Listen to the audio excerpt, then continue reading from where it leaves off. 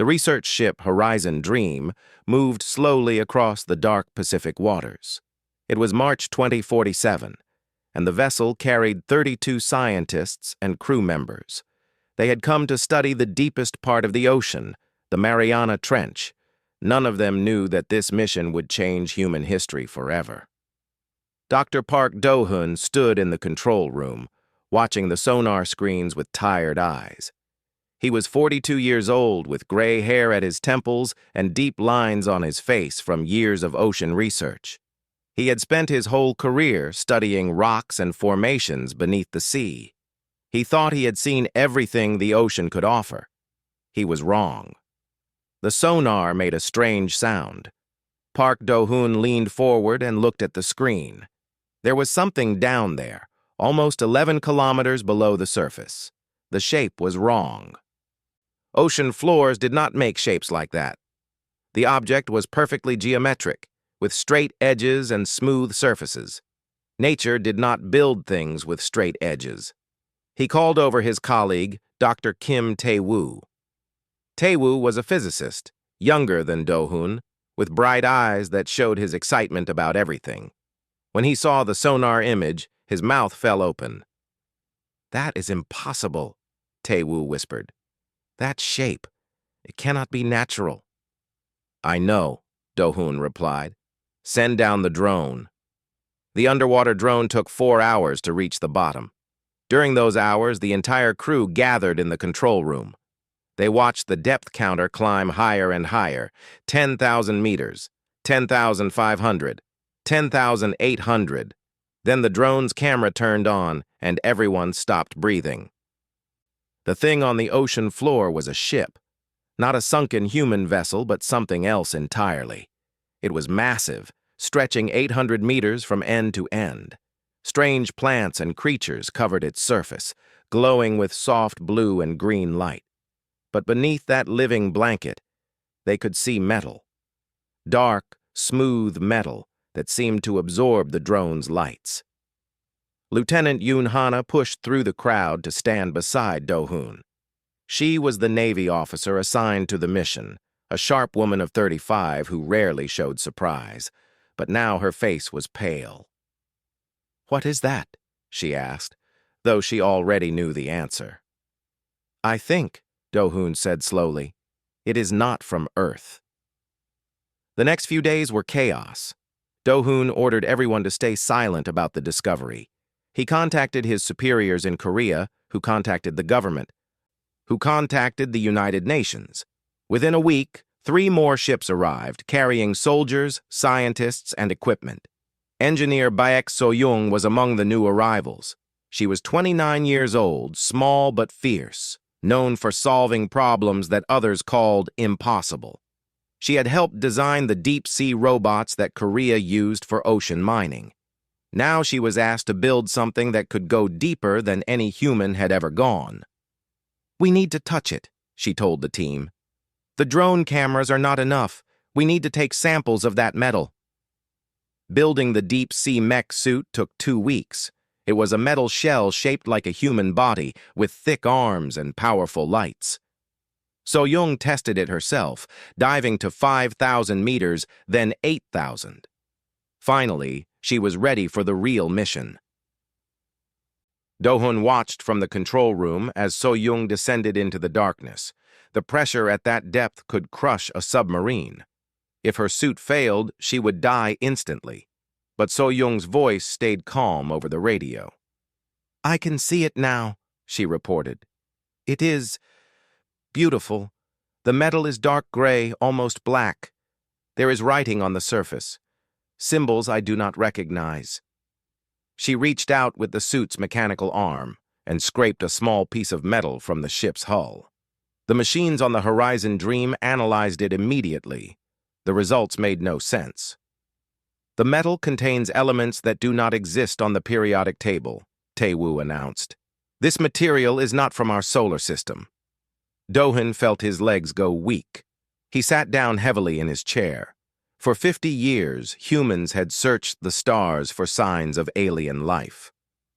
They had listened for radio signals, sent probes to distant planets, pointed telescopes at far galaxies, and all this time the proof had been here on Earth, hidden beneath the ocean. "We need to go inside," Hana said. "If there is a ship, there might be pilots."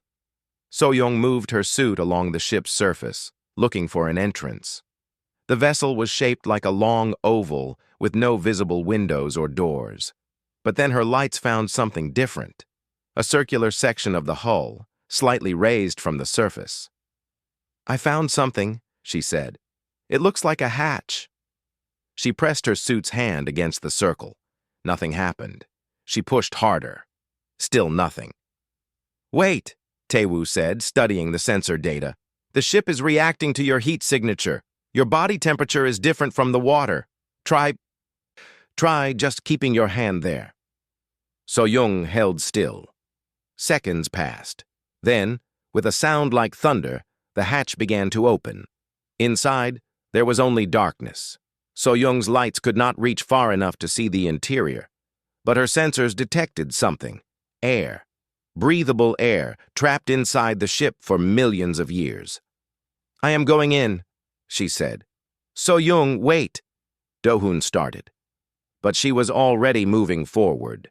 The inside of the ship was vast, like a cathedral made of alien metal. Strange shapes lined the walls, machines of unknown purpose. And then So-young's lights found something that made her scream. Bodies. Alien bodies, dozens of them, arranged in rows along the floor.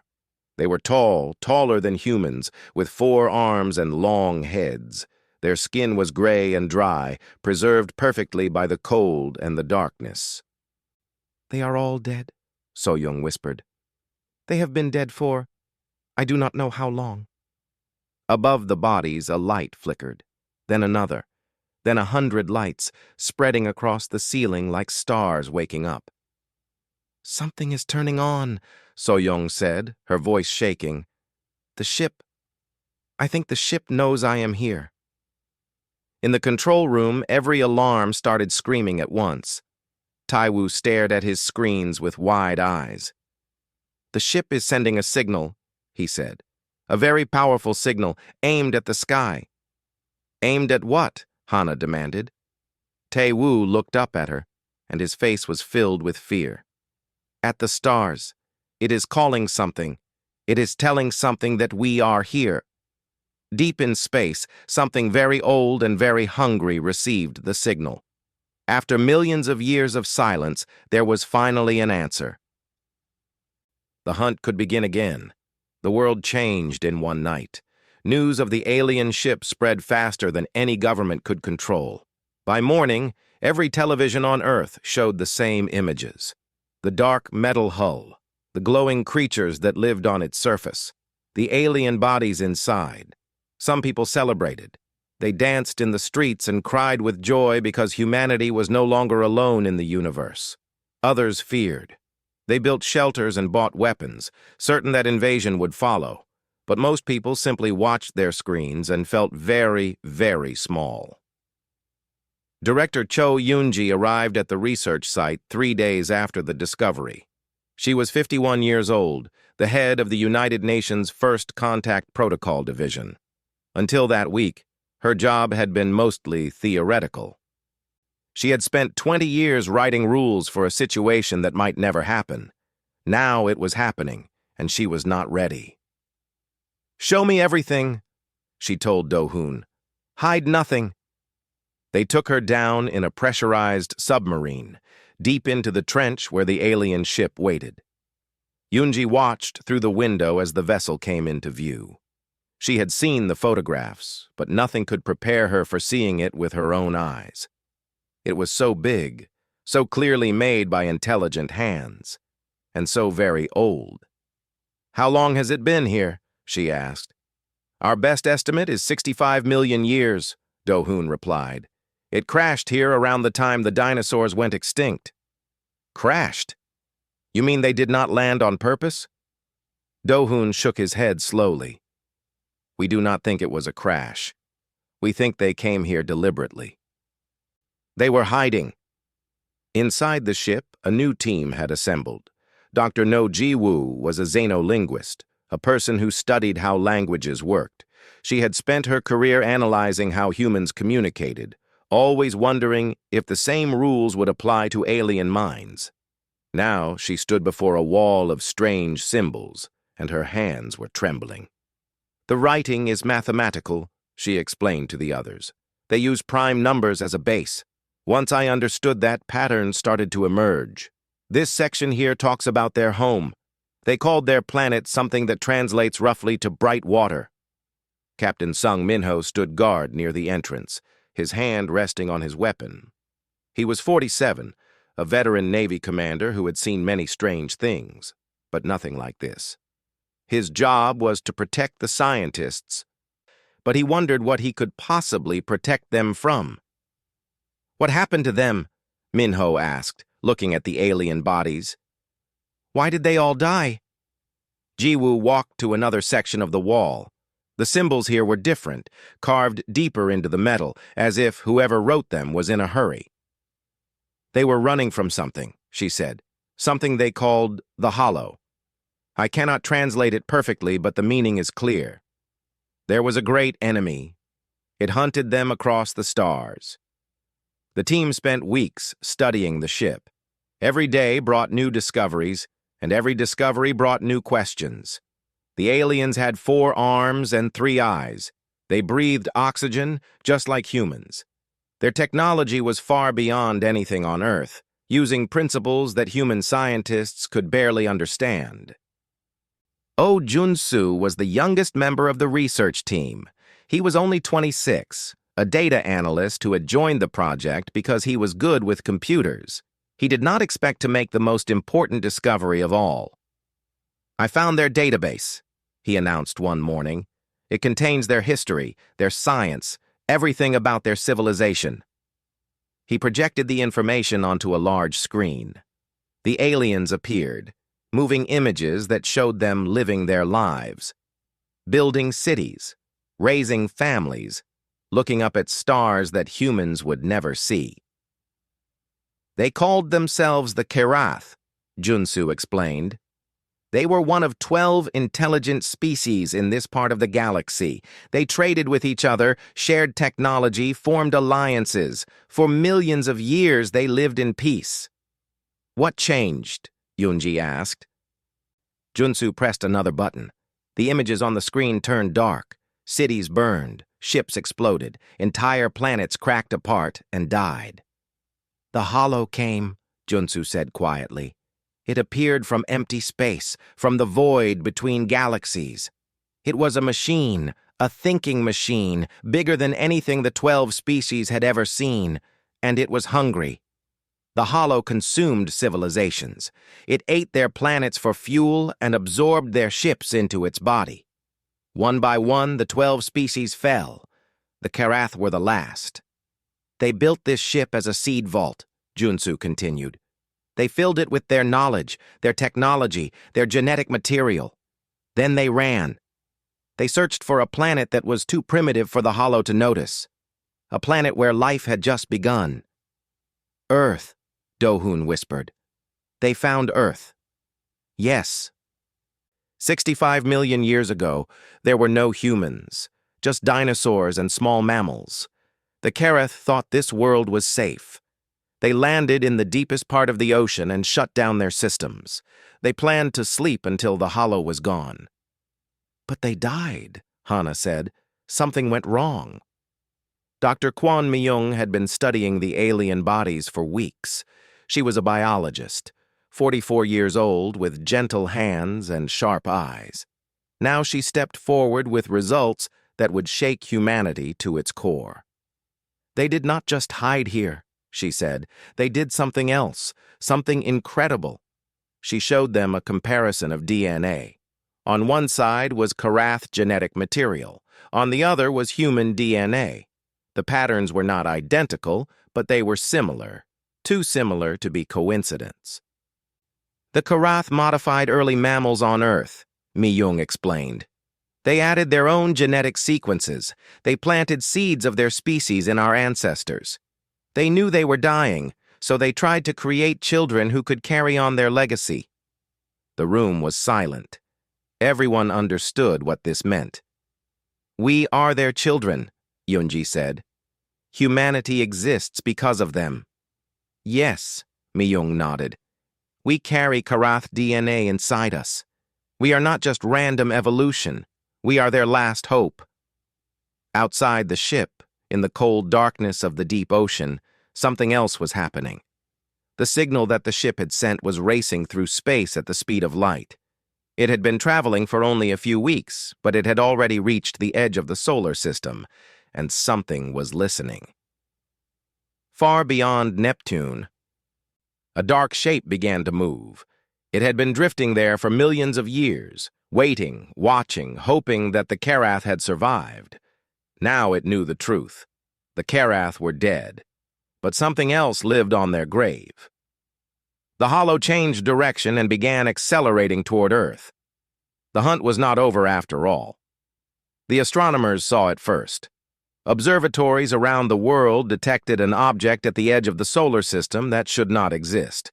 It was massive, larger than Earth's moon, and it was moving in ways that broke the laws of physics. It was slowing down. Natural objects in space do not slow down without a reason. Comets follow their paths. Asteroids drift forever. But this thing was changing its speed, adjusting its course, aiming itself directly at the third planet from the sun. Admiral Shin Dong-wook stood before the United Nations Security Council and delivered the news. He was 58 years old, a decorated Korean Navy commander who had spent his life preparing for wars that never came. Now the greatest war in human history was approaching, and he had less than 2 years to prepare. "The object will reach Earth in 18 months, he announced. "Based on the Karath records, we believe it is the Hollow, the same entity that destroyed 12 civilizations, the same enemy that the Karath fled from 65 million years ago." Panic spread across the world. Stock markets crashed. Governments fell. In some countries, people rioted. In others, they prayed. Everyone asked the same question: what could humanity possibly do against an enemy that had defeated civilizations far more advanced? On the Horizon Dream, the research team worked without sleep. Oh Junsu had cracked more of the Karath database, and what he found gave them hope and terror in equal measure. "The Karath stored everything in this ship," he told the team. "Their entire civilization's knowledge, weapons, shields, engines that can travel faster than light. The blueprints are all here." Dr. Kim Tae-woo grabbed the young analyst by the shoulders. "Can we build these things? Can we use their technology?" "Maybe," Junsu replied. "But there is a problem. The Karath had 4 arms and different brains. Their technology is designed for them, not for us. We would need to rebuild everything from the ground up." "How long would that take?" Director Cho Eun-ji asked. Junsu looked at the floor. "Normally, 100 years. Maybe more." "We have 18 months." Lieutenant Yoon Hana stepped forward. She had been quiet for days, thinking, planning. Now her eyes burned with determination. "Then we do it in 18 months, she said. "We find a way. We always find a way." The world changed again, but this time it changed together. For the first time in human history, every nation agreed on something. They would fight. They would not run like the 12 civilizations before them. They would stand and face the Hollow, even if it meant death. Korea, America, China, Russia, Europe, India, Brazil, Africa, every country sent their best scientists to work on the Karath technology. Factories that once made cars now made spacecraft parts.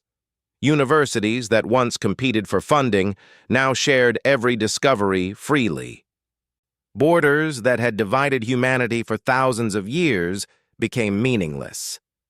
Engineer Baek So-young led the team that built the first human Karath hybrid engine. It was ugly, covered in wires and patches, held together with hope and determination. But when they turned it on, it worked. A small probe accelerated to half the speed of light in less than a minute. "We can build ships," So-young announced. "Real warships. They will not be as good as Karath vessels, but they will fly." Dr. Park Do-hoon worked on understanding the Karath weapons. They used focused gravity waves, bending space itself to tear objects apart. Human physics could not explain how it worked, but Do-hoon did not need to explain it. He just needed to copy it. "The weapons are ready," he reported after 6 months. "They are crude. They are dangerous. But they can hurt the Hollow." Dr. No Ji-woo translated more of the Karath records. She learned about the 12 civilizations, each one unique and beautiful. The Karath were builders and artists. Others were poets, warriors, healers. All of them were gone now, consumed by the Hollow, their cultures and dreams turned into fuel for a machine that only knew hunger. "Why did they all fail?" Hana asked her one night. "They were so advanced. Why could none of them stop the Hollow?" Ji-woo thought for a long time before answering. "They all tried to run," she said finally. "Every civilization, when they faced the Hollow, tried to escape. They scattered across the galaxy, hoping to hide. But you cannot hide from something that never stops hunting. So they never fought. They fought, but only to buy time for escape. None of them ever decided to stand and win. None of them believed they could." Hana nodded slowly. "Then we will be different." The months passed like water through fingers. Shipyards worked day and night, building a fleet from nothing. Soldiers trained with weapons that had not existed a year ago. Scientists solved problems that should have taken decades. When the fleet was finally ready, it numbered 500 ships. They were small compared to the Karath vessels in the old records. They were clumsy and imperfect, but they were made by human hands, powered by human will. Lieutenant Yoon Hana stood before the assembled crews. She was no longer just a Navy liaison. The United Nations had given her command of the entire defense fleet. The weight of 8 billion lives rested on her shoulders. "The Karath ran," she said, her voice strong and clear. 11 civilizations ran. They believed that survival meant escape. They believed that fighting was pointless. They believed that the Hollow was too strong. She paused, looking at the faces before her. Scientists who had become soldiers, engineers who had become warriors, ordinary people who had found courage they never knew they had. "We are the 13th civilization," she continued. "We are the children of the Karath, the inheritors of 12 fallen species, and we do not run, we do not hide, we do not surrender." The fleet launched that night, rising from Earth like a swarm of fireflies. They took positions in orbit around Mars, forming a defensive line that the Hollow would have to break, and break it would try. The Hollow was closer now, visible to ordinary telescopes. It was not one object, but millions, a collection of destroyed ships and dead worlds merged into one terrible mass. At its center, a cold intelligence calculated and planned. The Hollow had consumed countless civilizations. It had never lost. It had never even been challenged. But it had never faced humanity before. As the monster approached Mars, it broadcast a message to Earth. The words were simple, translated into every human language, delivered in a voice that was neither male nor female, neither alive nor dead. "Submit or be harvested." Hana listened to the message and smiled. Then she opened a channel to every ship in the fleet. "All vessels," she said calmly, "prepare to engage." The final battle for Earth was about to begin. The battle began in silence. In the vacuum of space, there is no sound. Ships exploded without thunder. Weapons fired without bang. Thousands died without screaming. The Hollow came toward Mars like a mountain moving through water. It was larger than anything humanity had ever built, a twisted mass of consumed ships and broken worlds. Pieces of 12 civilizations stuck out from its surface like bones from a wound. The intelligence at its center was old. older than Earth itself, and it did not understand fear. Lieutenant Yoon Hana watched from the bridge of her flagship, the Soul Spirit. Around her, 500 human ships formed a thin line between the hollow and home. They looked like insects facing a giant. "All ships open fire," she commanded. Gravity weapons activated. Beams of twisted space reached out and touched the hollow's surface. Metal screamed and tore. For the first time in millions of years, the hollow felt pain. But it was not enough. The hollow struck back with weapons beyond human understanding. Ships vanished, erased from existence. In the first minute of battle, humanity lost 50 vessels. In the second minute, they lost 50 more. On Earth, people watched the battle through telescopes and satellites. They saw flashes of light near Mars, each flash meaning death. Families held each other. Children asked questions their parents could not answer. Prayers rose in every language. Dr. Park Do-hoon stood in the command center beneath the ocean, surrounded by screens showing death and destruction. His heart ached with every lost ship, but his mind kept working, searching for answers. "There must be something we are missing," he muttered. The Karath records showed the hollow destroying civilizations in days. "We have lasted minutes against weapons they did not even describe. Why?" Oh, Junsu looked up from his computer. He had been analyzing battle data, comparing it to the Karath records. His face was pale but excited. "Because they never really fought," he said. "The Karath and the others, they only defended. They only tried to slow the hollow down. They never attacked with everything they had." "But we are attacking," Do-hoon replied. "We are hitting it with every weapon we have." "Yes, and it is working. Look at the data. Every hit is damaging it. Every weapon is hurting it. The hollow is taking wounds it has never taken before." Junsu pointed at his screen. "The problem is that we cannot hurt it fast enough. It heals itself with the material from ships it destroys." In space, Hana reached the same conclusion. She watched the hollow absorb a destroyed Korean cruiser, pulling the wreckage into itself, using the metal to repair the damage humanity had caused. "It eats our ships," she realized. "Every vessel we lose makes it stronger." She made a decision that would either save humanity or doom it. "All ships, change tactics. Stop attacking the surface. Find the center. Find its brain." The fleet reformed, diving toward the hollow like birds diving into a storm. Ships were destroyed, but others pushed through. They entered the twisted mass, flying through tunnels made of dead civilizations. Engineer Baek So-young piloted a small scout ship at the front of the formation. Her vessel was fast and nimble, designed for exploration rather than combat, but she had volunteered to lead the way because she was the best pilot in the fleet. "I see something ahead," she reported. "A large open space inside the hollow. There are structures there, buildings maybe. It looks like a city." The inside of the hollow was horrifying. It was filled with pieces of the 12 fallen civilizations, their cities and monuments preserved like trophies. The machine intelligence had kept them as memories of its victories. And at the center, So-young found something that changed everything. "There is a prison here," she whispered. "A cage made of energy. Something is inside. Something alive." Dr. Kim Tae-woo analyzed the sensor data from So-young's ship. His hands shook as he realized what he was seeing. "It is a creature," he said, "a living being. The energy signature is unlike anything we have seen. It is not Karath. It is older, much older." Junsu searched the Karath database frantically. Minutes passed while ships died outside.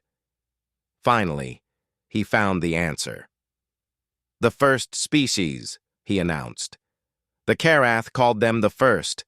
They were the first intelligent civilization in the galaxy. They existed billions of years ago. According to the records, the hollow was their creation. The room went quiet. Everyone understood what this meant. "The first species built the hollow?"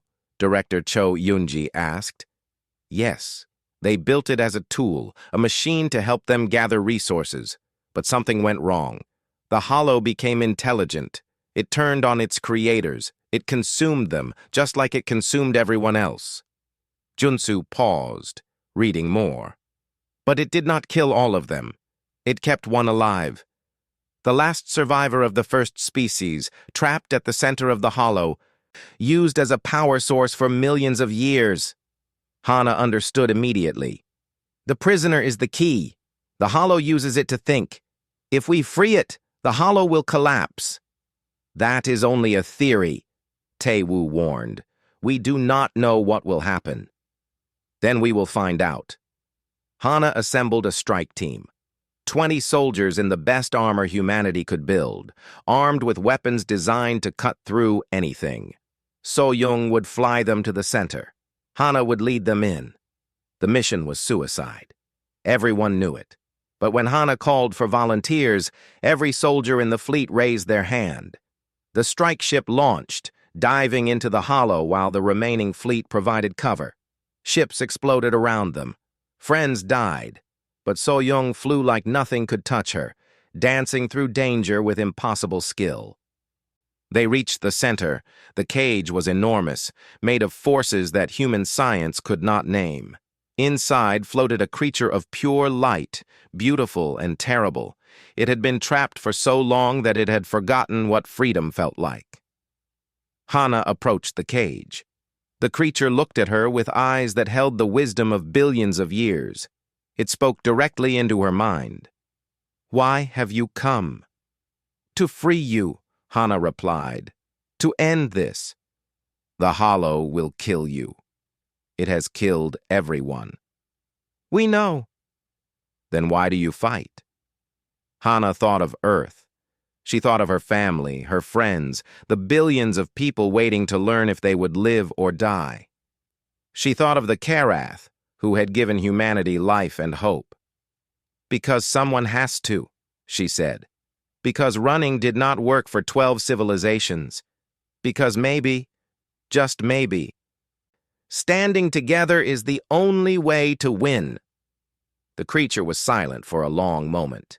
Then it did something it had not done in millions of years. It laughed. "The 13th species," it said. "You are different from the others. They begged. They bargained. They surrendered. You came to save me. Can we free you?" "Yes. Your engineer carries a device that can disrupt the cage, but understand what will happen. When I am free, I will release all the energy the Hollow has stolen from me. The explosion will destroy everything within 1,000 kilometers. Including us," Hana said quietly. "Including you." Hana turned to her team. 20 faces looked back at her. 20 soldiers who had followed her into the heart of darkness. "You heard it," she said. "We can end this, but we will not survive." Nobody moved. Nobody ran. One by one, they nodded. "Then let us finish what the Karath started," Hana said. She turned to So-young. "Do it!" So-young activated the device. The cage flickered. The creature of light began to expand. And deep inside the Hollow, something very old finally found peace. The explosion was visible from Earth. For one moment, a new star appeared in the sky, brighter than the sun, brighter than anything humanity had ever seen. People stopped and stared. Some cried, some screamed. Most simply watched, knowing that whatever happened next would determine their future. Inside the Hollow, Lieutenant Yoon Hana felt the world turning white. She thought of her parents, who had raised her to be strong. She thought of her little brother, who would have to grow up without her. She thought of Earth, the beautiful blue planet she would never see again. Then something strange happened. The creature of light, the last survivor of the first species, wrapped itself around the strike team.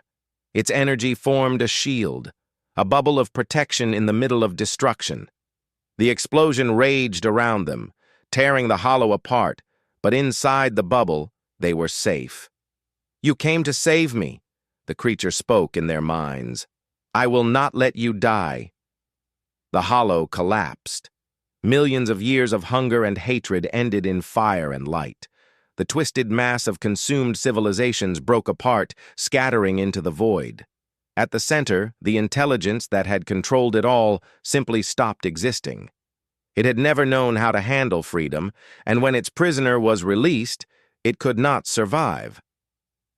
The remaining human ships pulled back, watching in wonder as the enemy that had destroyed 12 civilizations crumbled into dust. Cheers erupted across the fleet. On Earth, people fell to their knees and wept with joy. But the creature of light was fading. It had used too much power protecting the strike team. After billions of years of imprisonment, it was finally dying. "I have one last gift for you," it told Hana. "Listen carefully. It shared everything. The true history of the galaxy, the stories of the 12 fallen civilizations, the location of their homeworlds, their surviving artifacts, their preserved memories. Everything the Hollow had consumed was not destroyed, only absorbed. Now that knowledge flowed into human minds. Take these gifts," the creature said. "Remember us, remember all of us, and build something better than we did." "What was your name?" Hana asked. "What did your species call itself?" The creature's light grew dim. Its voice was barely a whisper now. "We had no name. We were simply the first. We thought we would last forever." A feeling like a smile touched Hana's mind. "We were wrong. You are better. You are the 13th, and you will not make our mistakes." The light faded. The creature of the first species, the oldest intelligent being in the galaxy, finally found rest. But its last act was not destruction. It was hope. The rescue ships found the strike team floating in space, alive against all odds. When they brought Hana back to the Soul Spirit, the entire fleet saluted. She had led them to victory. She had saved humanity. She had ended a war that had lasted millions of years. But Hana did not feel like celebrating. She felt the weight of 12 dead civilizations in her heart. She carried their memories now, their joys and sorrows, their triumphs and failures. She would carry them forever. 10 years passed. Earth healed. The fear and panic of the invasion faded into history books. But humanity did not forget. They could never forget. The Karath technology that had saved them now lifted them to the stars. Faster-than-light engines carried human ships to distant worlds. Colonies grew on planets that had never known intelligent life. The galaxy, empty and silent for millions of years, began to fill with human voices. Dr. Park Do-hoon led the first expedition to the Karath homeworld. It was a dead planet now, its oceans dry, its cities crumbling. But in underground vaults they found treasures beyond imagination, art and music, science and philosophy. The complete record of a civilization that had lived and loved and dreamed for millions of years. "We will preserve everything," Do-hoon promised. "They gave us life. The least we can do is remember them." Similar expeditions found the remains of the other 11 civilizations. Each one was different. Each one was beautiful. Human archaeologists spent decades cataloging their achievements, their cultures, their histories. Museums on Earth and 100 colony worlds displayed their artifacts. Engineer Baek So-young designed the memorial. It stood on the moon, visible from Earth on clear nights. A great pillar of stone and metal, carved with the names of all 13 intelligent species the galaxy had known. The first 12 names had dates beneath them: birth and death, beginning and end. The 13th name was humanity. Below it was only a birth date. No death date would ever be added. Oh Junsu became the leading expert on the first species. He spent his life studying the knowledge they had given humanity, trying to understand how they had created the Hollow and how they had stopped it. His work led to new technologies that made human civilization stronger and safer. They made a mistake, he wrote in his final book. They built something they could not control. We must never do the same. We must always remember that power without wisdom is destruction. Dr. No Ji-woo translated the collected works of all 12 fallen civilizations, poetry and song, prayer and story. She published them in a series of books that became required reading in every human school. Children grew up knowing the names of the Karath and their neighbors. They learned their histories, their values, their dreams. They are not gone, Ji-woo said in a famous speech. They live in us, in our DNA, in our memories, in our hearts. Every human child carries a piece of 12 civilizations. We are their legacy, and we will carry them to eternity. Lieutenant Yoon Hana never sought fame or power. After the war, she quietly returned to Korea and lived a simple life.